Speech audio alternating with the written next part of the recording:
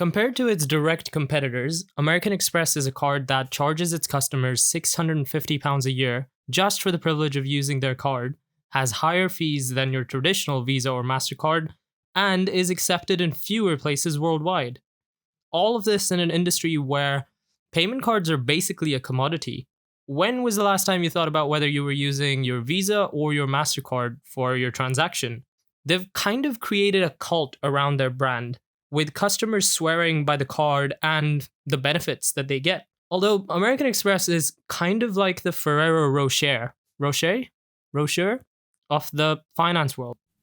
They've set it up in a way where it looks like it will be rare and expensive, but it really isn't. The company is built in a way where there's really only one winner, and it will be American Express every time. Here's why you'll most likely lose. The cards aren't exactly as cool as they used to be back in the day, so you might be paying them a very high fee, but get absolutely no clout for it. If you're an average customer, there is no way that the rewards are actually built for you, and you'll likely not see any benefit from them. Lastly, their business model is set up in a way where they will always make money, regardless of whether other people in their ecosystem get any benefit from using their dedicated payments network. American Express is not exactly a status symbol. Sure, there are fewer American Express cards out there compared to your Visa or MasterCard, and you can actually get Visa and MasterCard branded cards as debit cards, just something that your bank gives out, something a kid can have. So that's the other argument of why the brand has probably built up prestige over time. But rarity doesn't actually mean that the cards are more exclusive. There's probably a misconception that these cards are only being issued to high-income individuals. But here are the minimum income requirements for applying for an American Express card in the UK. The most high-end, most shiny platinum card, which will cost you £650 a year, the minimum income requirement for that is just £35,000. So it doesn't actually mean that the cards are exclusive. Someone might say that surely you'd only apply for the cards if you can afford their fees, right? Which is what's making them more exclusive. But that's also not the case. American Express has expanded their offerings to offer a wide range of cards where their fees fluctuate from £0 a year all the way up to $650. So they have now created an entry-level tier which basically, anyone can apply to. And when people aspire to have something and have a very easy way to get it, or a tier built specifically for them, they will most likely just get that thing. And if the number of American Expresses in the world increases, then the brand will begin to dilute in value. They wouldn't have had these tiers if they weren't looking to expand the volume of cards that are currently out there and expand the market that they currently serve. So American Express isn't exactly your card if you want just a status symbol that you're paying a lot of money for. But maybe the rewards are worth it, right? Maybe that's why paying £650 is worth it. The deal is simple. You pay us more every single year and we give you more rewards every single year. To give you an example, let's take a look at the middle of the road gold card. This will cost you around £200 a year, and in exchange, you will get membership points. You'd be spending money anyways, and now when you spend money, you get a point for every dollar you spend. You can now live the high life.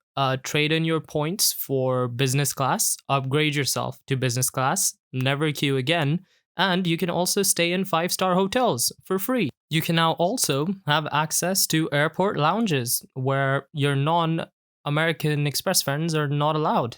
And this is done through collaboration with Priority Pass. You can go into 4 lounges throughout the world, all for free. Now, here's why these rewards are actually slightly deceptive.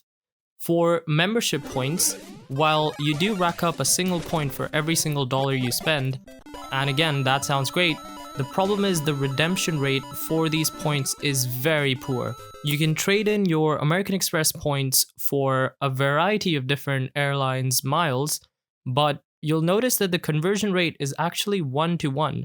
So if you had 1,000 American Express points, that will equate to 1,000 Avios or 1,000 Emirates Air Miles. There's a whole cult around how you maximize these points, but let's take a look at the very high-tech table that I've kind of pulled out for us. If we take an example of flying business class from London to Dubai using Emirates, Guess how much it will cost you in American Express points? If you guessed anywhere under 180,000, you would have been wrong. It is actually an absurd amount of money that you would need to spend on your card before you could actually get a fully funded trip to Dubai from London in business class. If you wanted to fly short haul, so you wanted a trip just from London to Barcelona on British Airways, the Avios required in order to get a return trip is upwards of 20,000. So you're spending more than 20,000 pounds on your American Express card just so you can redeem a value of around 200 pounds. That roughly equates to a redemption rate of less than 1%. This on itself doesn't sound too bad, but remember, you're paying them 200 pounds every single year anyways. Now you might say, at least I get to go in the airport lounge while you wait outside in a crowded terminal. But let me just show you a slideshow of what some of these lounges look like, and I will let them speak for themselves.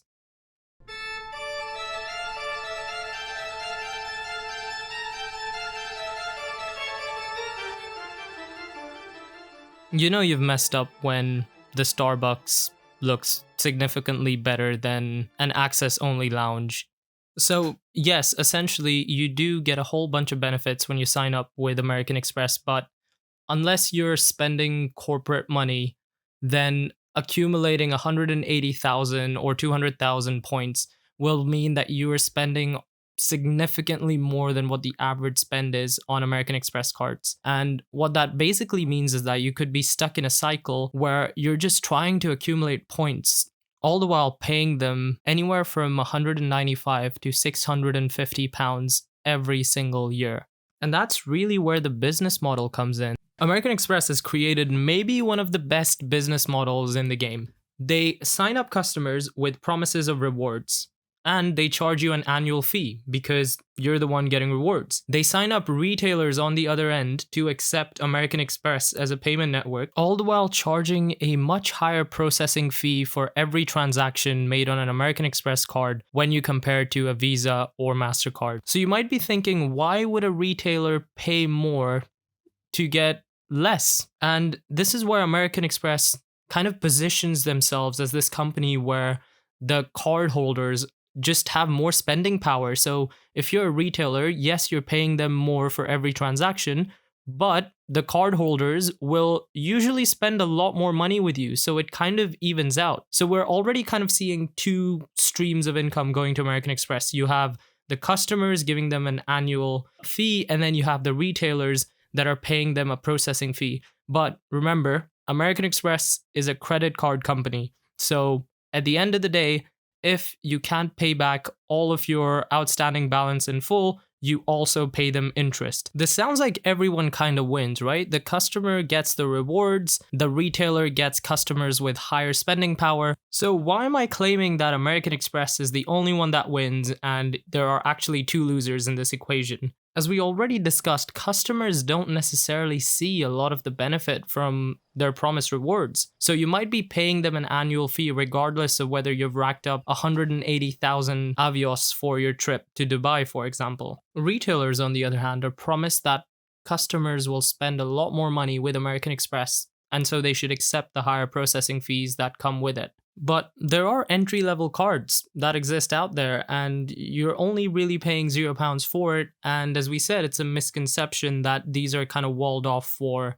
those with higher incomes. So you might not get any of your rewards, and the retailers might not get any higher spend. The only one that wins here, though, is American Express. The focus here was on a consumer lens, and there's a whole different business unit that focuses on the corporate growth side of things, where the equation is almost entirely different. So please don't attack me. Also, feel free to subscribe to the channel because I would like to pay my £200 a year that I have now committed to this company. So thank you very much.